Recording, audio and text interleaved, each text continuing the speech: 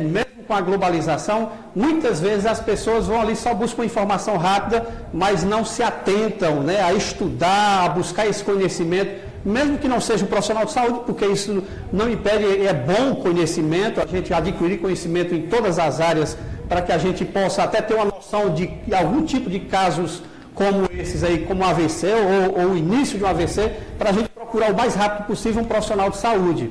E aí o senhor falando que existem várias causas, né, que podem causar realmente o AVC, dentre elas está o tabagismo. Eu até me intriguei uma época, Ricardo, que um cidadão, que claro, que não vou citar nome aqui, por questão de ética, trabalha em comunicação na região e diz que é tudo da mídia. Realmente é mídia essa história de que o cigarro faz mal, que não causa câncer, que não causa algo desse tipo, ou realmente o cidadão está enganado? Eu acho que o cidadão está enganado, sim. A gente tem aí pesquisas incontestáveis já há décadas provando o quanto a nicotina é prejudicial à saúde e o quanto o cigarro tem sido associado com fator de risco de dano celular, né, aos tecidos, de dano também vascular. O cigarro é como se ele provocasse, falando na linguagem bem popular, um ferrugem, né, dentro das nossas artérias e veias, vai ajudando a desgastar. O cigarro sozinho talvez não provocasse isso, mas obviamente a pessoa se sujeita a outros fatores de risco, né? Então a hipertensão, quando junto com o cigarro, quando junto com o colesterol alto, ou mesmo uma genética diferenciada, né? Infelizmente existem famílias que têm uma tendência à doença, enfim, então a junção de vários fatores acabam levando a isso aí. A hipertensão, ela pode ser, na sua grande maioria, causada também pela questão da genética, como o senhor acabou de falar, pode ser hereditário. Por exemplo, meus pais, os meus avós sofriam de hipertensão arterial, e aí eu também posso ter essa possibilidade de sofrer desse mesmo mal? A hipertensão, sim, é uma doença que tem um fator familiar muito forte, mas a gente considera que depois dos 60, 70 anos, pelo menos metade dos adultos serão hipertensos. Após os 60, após os 70, salvo engano, mais de 70% deles. Enfim, é uma doença tipo do envelhecimento. A hipertensão que se propaga pela herança familiar é aquela hipertensão da juventude, né? Então, assim, existem famílias onde as pessoas tendem a ser hipertensas desde jovens, né? Quando você se torna hipertenso ainda jovem, há que ser feita uma investigação sobre isso aí. Em relação a bebidas alcoólicas, ou seja, o abuso, né, precisamente, o abuso de bebidas alcoólicas também é um dos fatores que pode causar o AVC, é isso? Olha, se a bebida alcoólica for de forma social, realmente não seria um fator dos mais fortes. O uso abusivo, tal como você acabou de deixar bem claro, realmente ajuda, porque ele acaba desgovernando um pouco a fisiologia do corpo, aumenta a pressão, então o corpo vai ter que trabalhar de uma forma mais acelerada para eliminar aquele álcool, e isso acaba tendo efeitos deletérios, né, na oxidação dos tecidos. Enfim, então o álcool, de forma desregrada, abusiva, pode sim ser um fator prejudicial. E aí, um outro problema que também é muito sério é o infarto. O que é o infarto? O que é que pode causar o infarto?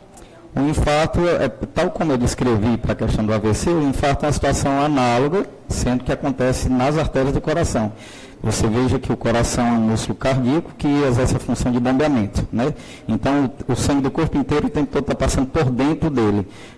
Porém, para ele funcionar e bater como bomba, ele precisa estar com o músculo bem irrigado. Então, por fora dele, existem artérias, né, que são as artérias coronárias, que irrigam o músculo cardíaco, e isso faz com que o sangue seja bombeado adequadamente. Quando é que acontece o infarto? Quando essas artérias que irrigam a parede do coração, elas estão entupidas, né? Isso não acontece subitamente, raramente acontece subitamente, só acontecendo aos poucos, mas até que a pessoa com a alta carga de colesterol, de outros fatores de risco, como a gente escreveu, chega um dia que uma placa de gordura descola e acaba provocando uma reação de inflamação, agregação de plaquetas, e promove a interrupção total do sangue naquela área. a região onde deveria ser irrigada pelaquela artéria que entupiu, ela acaba meio que morrendo, né? Ela adquire um formato cicatricial. Como você leva um corte na pele, depois nasce um tecido cicatricial que não é mais o formato da pele antiga, né? E tal como acontece na pele, no coração também acontece, e esse tecido não é mais funcional, ele não bombeia mais.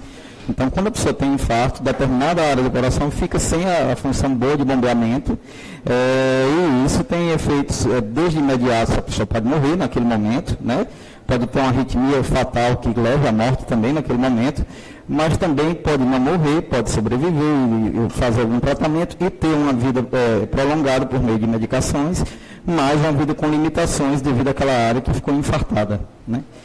Dentro de todos esses assuntos que a gente está abordando aqui, né, os principais, claro, infarto e AVC, doutor Ricardo, ainda existe aquela cultura no meio do povo de se prevenir um pouco tarde ou buscar um médico só quando está doente, o povão, ainda existe essa cultura no meio do povo? Sem dúvida, eu acho que desde que se criou no sistema de saúde os programas de atenção básica, né, voltados para hipertensão e diabetes, o objetivo basicamente era alvejar o desfecho fatal dessas doenças. Assim, os hipertensos e diabéticos são muito mais propensos a ter infarto e a ter AVC, né? Então, quando se busca tratar, quando os programas de saúde públicos buscam tratar os hipertensos e os diabéticos, buscam realmente evitar esse desfecho fatal. As pessoas acabam não tratando adequadamente, porque muitas vezes você é diabético e nem sabe o que é. Tem gente que vai descobrir quando é diabético, aliás, a média é que vai descobrir que é diabético 4, 5 anos depois que já é. Da mesma forma, hipertenso, né? Você é hipertenso, mas não sente nada. Eu tenho dezenas de pacientes que dizem, doutor, minha pressão me faz mal, porque eu olho, está 18/9, 18/10, mas eu não sinto nada. Então a pessoa acha que por não sentir nada, aquela situação ali não está lhe fazendo mal. Mas você imagine o fluxo de água de uma casa, né, circulando na tubulação, sob alta pressão, né? Então, uma bela hora vai acontecer de arrebentar, né? Em alguma curva, em algum ponto de constricção, pode acontecer de estourar, de arrebentar, e vai havendo desgaste natural daquela tubulação, né? Por mais que o usuário só vá perceber depois que falte a água realmente lá na ponta da torneira, né? Então, fazendo essa analogia, a gente poderia dizer que é isso. Essas doenças, muitas vezes, são doenças completamente assintomáticos, ou seja, a pessoa evolui sem sintoma algum, mas que vai causando uma degeneração crônica no corpo, né, e pode levar a desfechos fatais, como um infarto, como AVC e alguns outros menos comuns, mas que também merecem preocupação. Então, os cuidados devem acontecer realmente na fase assintomática, tal como você colocou, e não esperar estar sentindo alguma coisa para ir procurar o médico. Quando você está sentindo alguma coisa, você já está tendo a complicação da doença, né? A coisa já está bem mais grave, realmente. E aí, agora pegando esses dois casos específicos, né, o infarto e AVC, existe algo assim que você diga, o cidadão está sofrendo um infarto, está sofrendo um AVC, eu vou ligar para o SAMU, como é que é feito esse processo para que as pessoas possam ligar para os profissionais do SAMU para saber? No caso do AVC especificamente, tem uma tríade de sinais que a gente recomenda espalhar, divulgar para a população. A gente tem umas escalas de atendimento pré-hospitalar, particularmente como estou aqui representando a instituição do SAMU, né, que é a unidade pré-hospitalar, onde a gente tenta filtrar o que seria sugestivo de um AVC ou não. Então, quando o paciente tem um mal-estar súbito, estou passando mal, né? Geralmente é assim que se diz, estou passando mal. E aí você pede para ele levantar os dois braços, né? Levanta os dois braços. Se você perceber que tem uma assimetria de força, ou seja, tem um braço que está mais forte do que o outro está caindo, né? Isso seria um sinal de uma lesão motora, né? Naquele lado que está acometido. Uma outra coisa, você pedir para ele repetir frases simples, por exemplo, o Brasil é o país do futebol. Uma pessoa que está sofrendo AVC naquele momento, provavelmente ela vai ter uma disartria, que é uma dificuldade de articular palavras, e ela não vai conseguir dizer essa frase tão simples como o Brasil é o país do futebol, e também já seria um segundo sinal. Né? Outra coisa, você pede para ela sorrir, mostrar os dentes, né? Um sorriso forçado, né? e aí você pode observar também o desvio da rima labial, né? Durante o AVC, é comum que aconteça que o rosto fique com um lado paralisado, né? Então a musculatura facial fica com um lado paralisado. Então você tem um desvio da rima, né? Nesse formato, e aí você vai perceber que o paciente provavelmente está sofrendo AVC. Isso qualquer cidadão é capaz de perceber, essas três coisas.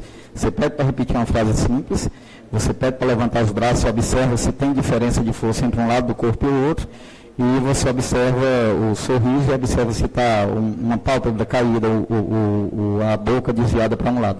São três sinais simples de um AVC isquêmico, né?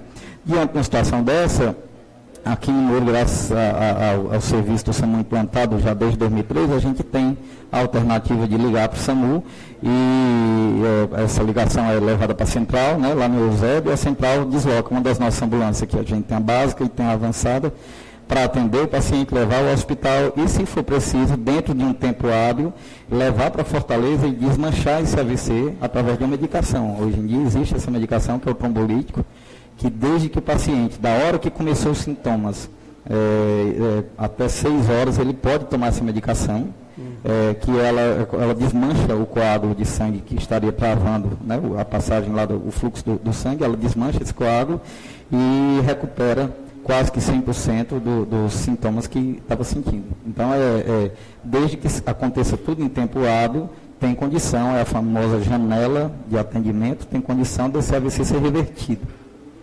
Muito bem, doutor Ricardo. Nós estamos conversando com o doutor Ricardo Hélio Chaves Baia, ele que é cardiologista profissional e aqui no SAMU também, em Limoeiro do Norte, né? O doutor Ricardo que atende em outros hospitais, mas claro, representando aqui no momento a equipe do SAMU em Limoeiro do Norte, a base em Limoeiro. Nós queremos já agradecer ao doutor Ricardo e deixar o senhor à vontade. Se teve algo que a gente esqueceu de perguntar, ou alguma outra informação que seja muito relevante, além das que já são repassadas, já foram repassadas pelo senhor aqui no programa, pode ficar à vontade e nós agradecemos desde já mais uma vez a sua presença. Tá bom, não, eu queria só complementar quanto à questão do infarto. Eu falei muito a você e pouco do infarto, né? O infarto é um desconforto na região retroesternal, né? O que o paciente sentiria durante o infarto. Um desconforto que nem sempre é caracterizado como dor. Geralmente a dor que você localiza com a ponta do dedo não é uma dor cardíaca, né? Tem uma dor no peito bem aqui, geralmente isso não é cardíaco, né? E aí, a dor do infarto é uma pressão mal localizada, né? Que no centro do tórax, você não consegue discernir, né? E aí eu vou pegar aqui a sua deixa, né? Cortando aqui o senhor rapidinho, por exemplo, pessoas que sofrem grandes males com gases, pode se confundir a pessoa, claro, né? Ela confunde, estou com essa dor no peito que o senhor falou, uma dor muito forte no peito e até para respirar é ruim, pode se confundir até? Perfeitamente. É uma das causas diferenciais, né, diagnósticos diferenciais do infarto seria essas doenças dispépticas, né, as doenças causadas do aparelho digestivo, doença do refluxo também causa isso. Às vezes uma úlcera pode simular uma dor semelhante, né, esofagite. Enfim, dores musculares, talvez seja a coisa mais comum, uma dor muscular. Você fez algum esforço no tórax e aí aquela musculatura que envolve as costelas, ela ficou machucada e aí diante disso você sente uma dor que lhe confunde muito. Então, é papel do médico discernir sobre isso aí, né, através de uma entrevista e também de exames. O eletrocardiograma, aquele exame simples, o eletro simples do coração, para a hora do infarto é o exame mais resolutivo. Se você faz um eletro nos primeiros 5 a 10 minutos, você consegue com certeza discernir se aquele é um infarto realmente acontecendo ou se não, ou se trata apenas de uma dor de outra causa. Com o diagnóstico dado, a gente tem até 12 horas, comparando com a questão da AVC, a gente tem até 12 horas para resolver